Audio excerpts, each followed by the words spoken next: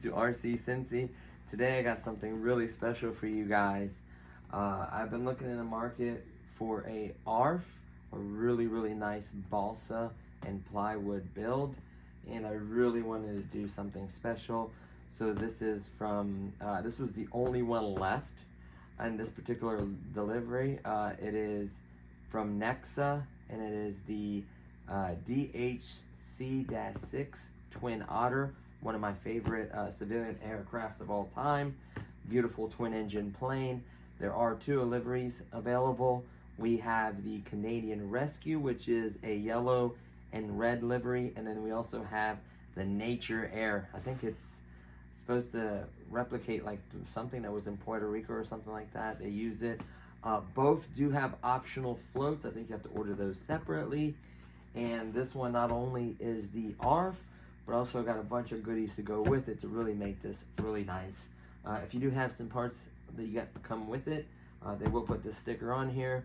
Unfortunately, the Nature Air is sold out, and this one. Hopefully they get more, but I bought the last Canada Rescue one. So, without further ado, let's get into the unboxing.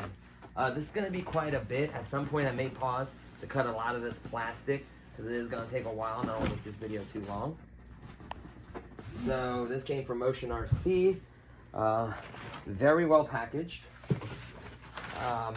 There was another box, so it really protected this. They also put a fragile sticker, because things can break and get punctured. So let's go ahead and pull all the protection off. Oh, that is beautiful. Look at that. Absolutely gorgeous. So let's start with the goodies first, and then we'll get to the aircraft. So first things first, they recommend 65. I think you can get away with 45, but why do that? These are the Mantis G2s. These are 65 amp ESCs. They are 32-bit ESC programmable. So these are programmable ESCs. Really good quality. I love Mantis, one of my favorites. G2. So you're gonna need 2 of these, or you can go with 45s. I honestly would rather have the punch. And of course, these being the G2s, I think you can also program reverse thrust or the thrust vectoring to kind of help when you're on the water. So you have quite a few options with these. Let's set these right here, because it's technically not part of a kit. Remember, you have to buy this separately. Then for the powertrain, we have 2 Emerald GP2s, the 950 kV motors. We'll kind of go through all this more into the build, but just to give you a quick glance, very beautiful motor. I think they're blue. Yep, they are blue. These are absolutely amazing. I can't ever remember the equivalents. Yep, this is equivalent to a 2cc gas motor or a 0.15 nitro. So keep that in mind. Of course, it has prop shaft, all the mounting hardware that you may need as well right here. So that's really cool. It comes with all that, tons of hardware. So these are really nice. 2 of these. So we're gonna need 2 of those.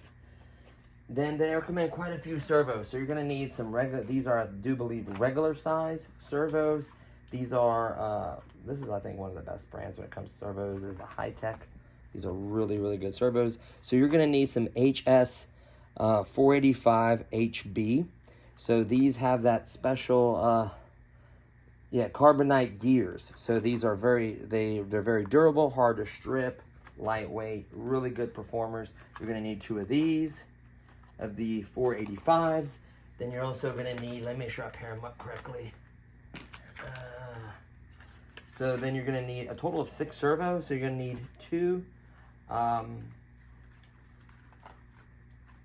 S60. So you're gonna need 2 HS 65 HBs. So these are the featherweight, and there should be a micro. There should be a micro and a featherweight. Yep, a micro, and then this one's the featherweight. So this is the featherweight. You'll need 2 of these, the S65s, and then you'll also need 2 micros, which is just slightly bigger than those. the HS-85BB. All of these still have the carbonite gears, so they're very lightweight, very strong gears in them. Really, really high quality servos. We will talk about some other stuff you'll need also. You'll see in the manual, which we'll kind of go over with. I technically have it on the cable. I'm not sure if I'm going to feature it in this video, depending how long. And then, honestly, I do want to get, I think I have 3-bladed props for this. But for now, just setting this up and getting this going, I'm going to go with these props right here. They're from APC. They're composite propellers. They're the 11x7. That is the size, 11x7. These are, of course, for electric motors, thin electric motors. You saw this is not a gasser prop, just by the size of the shaft. And then the manual. Oh, man, I forgot. A lot of this is tape. We'll see how fast we get through it. If not, we may pause and cut all this out, because I don't want this video. Please be careful. It's very easy to poke your aircraft. So the manual's right here. I am going to pop this open really quickly. We'll start dishing trash over here. So in here, you do get some covering. Now, this is the adhesive covering. It's not your typical covering. Here are some numbers that you need to put on. Of course, some fire extinguishers, being a rescue plane. Of course, you get the yellow and the red. So if you puncture anywhere in the red, you can patch it. And then same thing with the yellow. So that's really cool that they give you that in case you puncture it. So let's set these to the side. And then the main, this is part of the kit. And then the main manual is pretty decent. You can see that the Canada version is technically slightly smaller than the Swiss version. So 54.1 inches. Then this one is 56.5 inches. Technical data, 1840. And then this one's slightly shorter. So it's weird, like there's a little bit of difference between these. So here's what the Nature Air looks like right here. See how that looks? That's where the decals are supposed to go on that one. So I think this manual is for both airplanes. Please read this right here before you get into this build. You're going to need quite a few things. So you're going to need the 6 servos I mentioned, 2, 2, 2. Then you're going to need some servo extensions. I think one's like 2 inches and one's like 1 inch and something. I'm basically going to use the same lengths, or you can make your own. Of course, you're going to need the KV motors, which they did it in watts, but it's equivalent to, I think, like 800 to 900 or something like that. I can't remember. Of course, the 2 props, the floats are optional. And then the controller and the battery you'll have to provide. Of course, the receiver as well. But you are going to need some CA, thin type. So make sure you get the right type. And then, of course, you're going to need some epoxy. I had the CA delivered today. My epoxy did not. It may come tomorrow. And then my extensions came today. So I technically have everything but the epoxy. You mostly CA everything, so I might be okay for a long time. And then you're also going to need all these tools, which you have to provide yourself. And then just follow the instructions. They're actually pretty decent. I was actually flipping through, and they're not bad. Not bad at all. You just got to take your time and do it right.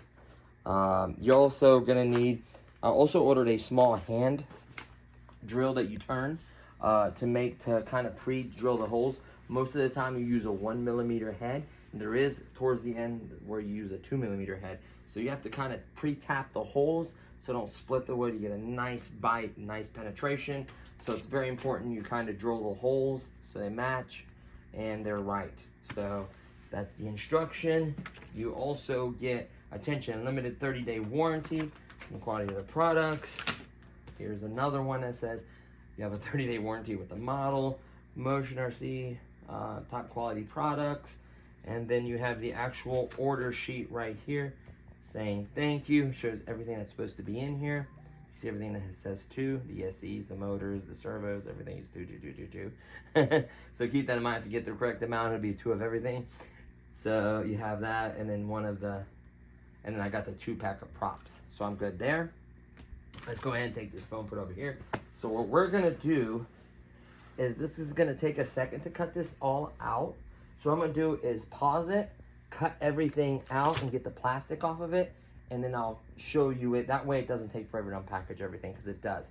Please be careful, because it's very easy with a sharp knife to damage this. So take your time getting out, which I'm gonna do off camera, and then we'll come back, look at it all, and then I may end up doing a build series, we'll see. But we'll be right back as soon as I unpackage this stuff, and I'll show you everything about it. Okay, so this took a little while to unpackage everything. So we're gonna start from the right and work our way over. So these are the beautiful cowls. Go over the motors. Really nice quality. I love the paint job on this. Pro tip, you can use that, it's like a silverish marker paint, little paint stick. Make these look like real exhaust outlets or whatever. I would definitely do that. I think that would make it pop and look really, really good. The nose cone, it's big and beautiful. Love the paint. Just the quality of this kit is pretty darn good, to say so myself. I've not had many wooden planes. I think I had a P40 with a 4-stroke 90 in it, and it was like 1500 wingspan or something. I think it was a 90 or one. No, it was a 120. It was a 124 stroke, and honestly, it needed work. I had one of my buddies up there rebuild the motor. It just was too much. I ended up donating it, so just to see it fly again. I didn't care about the profit. So, but the landing arms, or the back, these are for the back ones, they are metal. So these are painted metal. So that's really, really nice quality there. Just looking at everything. These slots, they go into the wings. They just help make the air, it just helps it, I forget what it does. It does something with the air where it makes it smoother or more control. So these are all these little wing slots. You do go on the aircraft. You do kind of have to put them in, because now there's a gap there. On some other models, they're optional, and this one is kind of not. Unless you want a gap there, or if you want to fill that gap, I guess you technically could. Some more, these are for the back landing gear. They kind of go over it to make it look really, really nice. You got the tail end cover, and then you got a couple other little small covers. So just pay attention. There's a bunch of little stuff. Make sure you don't throw anything away. You do get, I think this is some kind of antenna, but you do also get the Joy, I forget what they're called, but the actual, for the aircraft to pull up and fly and stuff. So you do get these. These do need to be hand painted. You can 3D print figures and put them in there, because technically it has a bench inside. I'll show you guys. And it has the full dash. So really nice touch. They're stickers, but it still looks really, really good. Then of course you have the rest of the coverings for the motor, top and bottom. You can see there's 2 of each. It's a recurring theme, the 2 of each of everything. These are what attaches the motors to the wings. These, you know, really nice. You can see everything is laser cut. Very beautiful work. I like the way these look. Is this one a little different? Huh. It's almost like they were going to use it for something else and then remarked it and cut it. I don't know, but it looks good though. Sorry, I get distracted. I notice little things. The quality's good, don't get me wrong. You do get a giant bag of goodies. I'm not going to empty everything out of this bag. To give you an idea, of course, you get the nose cones. Does it have 3 holes? No, it does not. It has 2. So by me getting the 2 bladed props, I did the right thing. You can buy the cones, or you can 3D print a 3-bladed one. There is a file on the internet. I was watching a channel that had it, so I may find that. If I do find it, I will put the file below for you guys in case you get the same exact model and you want a 3-bladed prop to make it more scale. I get it, but at least the 2-bladed props will fit in here beautifully, so that's okay, not the end of the world. Of course, you get some landing gear, the wheels, so you have 2 back, 1 front. Really nice quality. Hopefully they're low bounce. I feel like they are at least. And then just a ton of hardware, ton of bolts. You get some servo kind of control kind of thing, some bolts, and the front landing gear. I don't like the way that looks. There also is a couple sites that sell like better looking landing gear for the front. This one just looks like a spring. I think it doesn't match considering how beautiful the pants are for the back and the metal ones. I just wish they would have done something different for the front, but it's not the end of the world. Some more, these are the locking things for the wings, some dowels to put on the wings, of course some not control horns, but servo horns or control horns. More bolts, tons and tons of bolts. So one thing I've noticed is everything is in the manual. It does have the measurements and sizes, so I'll be having some calipers, double checking everything, making sure I'm putting the right things. Make sure you kind of pre-drill every hole. It seems like it just goes together better, and there's no chance of splitting or anything not mating correctly. You can drill it nice and straight in case it's tapped wrong. Could happen. And then moving on, I think I'm gonna save the fuselage for last because it has the most. We're gonna jump up here really quickly. Beautiful wing, look at that. Absolutely gorgeous. The wingspan is not as big as I thought. I thought the website said like 18 something. That does not seem like 18 something to me. Fuselage is about that wide. So, might be 1840 or 1870. I think it's 1870. Not bad, beautiful. Absolutely gorgeous. If you hold it up in the light, you can see all that wood in there. Look at all that work they did to get this built. It's insane. So you can feel, you do have to work these. Of course I will before I install anything. I work them and check them. Keep in mind that these are not attached. We'll move to the elevator control surfaces first. These are not attached. You will have to CA them. Make sure you do a very clean job of gluing these, because if you do it incorrectly, what will happen is this won't move very well, and you don't want that. So make sure not only do you do a good job of gluing it, but you also work it, make sure it moves really nicely. Same thing with this side. Of course, it's not glued as well. I'm just going to keep that slit in there. I don't want to lose it. Same thing with the rudder. That's not attached as well. Look at all that beautiful work. Weight savings, you know, not wasting material. And it just looks at the craftsmanship. I mean, that's just beautiful. And of course, working this, make sure this is nice and easy and smooth for the servos. You do get some supports for the wings, braces that help strengthen the wings. They're painted and they're metal, which I like. This is the tube that goes in the wing. This is gonna add a lot of strength. By the way, I didn't mention it. I saw it when I was unpackaging. See that string? Very, very nice touch. I don't know if you can see it, honey, but you can tie it and pull your servo wires through there, so you don't have to go fishing. I like that. That's a very nice touch. So you just tie it on this end, right here where this piece of wood is, tie it on that, and you can pull your servo wires through, so you're not trying to fish and get it. So you pull it right through these holes. You can see all the holes through there. So really, really nice touch on their part. I could appreciate that. Very nice touch there. I showed you this dowel. This is, I do believe, aluminum or steel. Really, really strong. It's going to help support the wing. These two pieces of cardboard are very important. Do not throw these away. Do not mistake them. See how they have these cut into them, like for the wing? So this will literally slide on the aircraft like so. And what will happen is the tail, see how there's a slot for the tail? And it will help square everything, your wings and your stabilizer for the back. It helps square up the plane. See how this matches to the wings? It'll go on, you put this dowel, you know where it needs to go. This rod, there's a hole that it needs to go, which will be right here. See, like this. I'm not gonna penetrate that hole yet until I'm ready, but it'll go through there, and you'll line this up through it like so, and it'll be through it, and then it'll help line and square and make everything nice and true. Very, very important for the aircraft to fly right. It's really nice that they give you these templates. They work out really, really well. Of course, all your servo linkages, very beautiful. Of course, all metal, everything you thread on is metal, how you attach it is metal. I just love this. Absolutely love all metal linkages. There's a ton of them to be put on. You do get a tube, which probably feeds one of them through to kind of protect, so you don't rub or something hits it, something must be in the way. so it doesn't rub it. And then we went through the rudder, we went through all this. The main event, the best part, the fuselage, the main fuselage.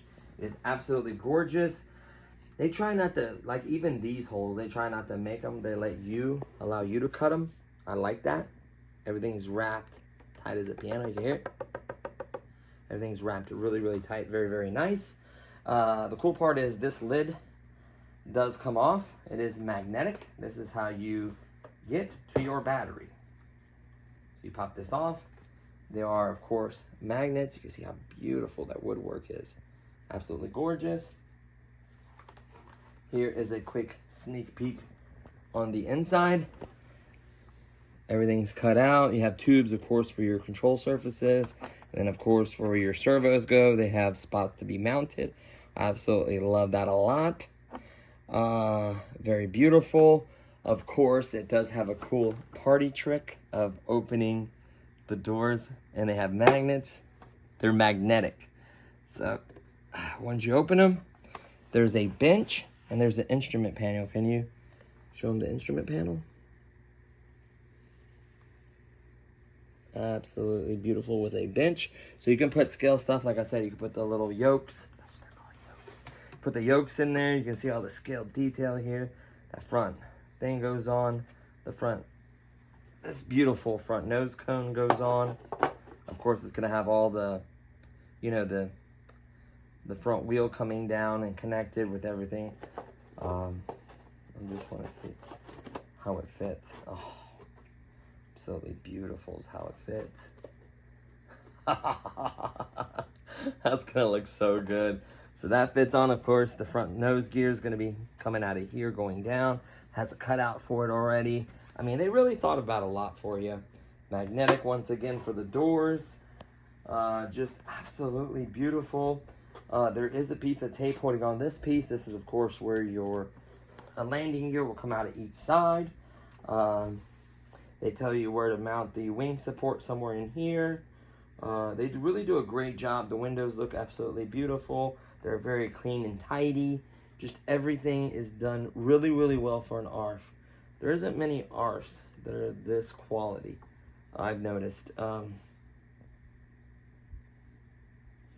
It does have cutouts for a battery strap right here. You can see the cutouts for the battery strap. So I do believe the battery kind of goes towards the nose gear a little bit. Somewhere in here, right? Somewhere like that. These obviously can be moved. These are where your linkages go through. You can see where they come out the bottom, and they would connect to the rudder or elevator. So two of them would be for the elevator, and then this one right here would be for your rudder. So it's just absolutely done so beautiful. Oh man, I'm just admiring the work. I think this is going to be an absolutely beautiful plane. To be honest with you, this is not a skill level 1 plane. Now it flies really good, and it can be like a level 2 or intermediate level of flying. The building is what you have to really pay attention and take your time and follow the instructions to the T. I will put a link for this channel that I watched. He's really good at what he does. He takes it above and beyond and does all these extras that you don't have to do. But if you can do these things, they make this plane so much more nicer and easier to deal with. So I could appreciate his thinking ahead and being really, really smart about it. I just love the way this all goes together. So this hatch obviously goes one way. It's like this. Just like that. Nope, the other way around. You can see because one is like wider and one is narrower. So you just, boop. The magnets kind of take over from there, center it. And I noticed like some of it's lighter and some of it's darker. Did you notice that? Mm-hmm. Like, I don't know if they ran out or it's like thicker or multiple layers. You can see it there too. Not the end of the world.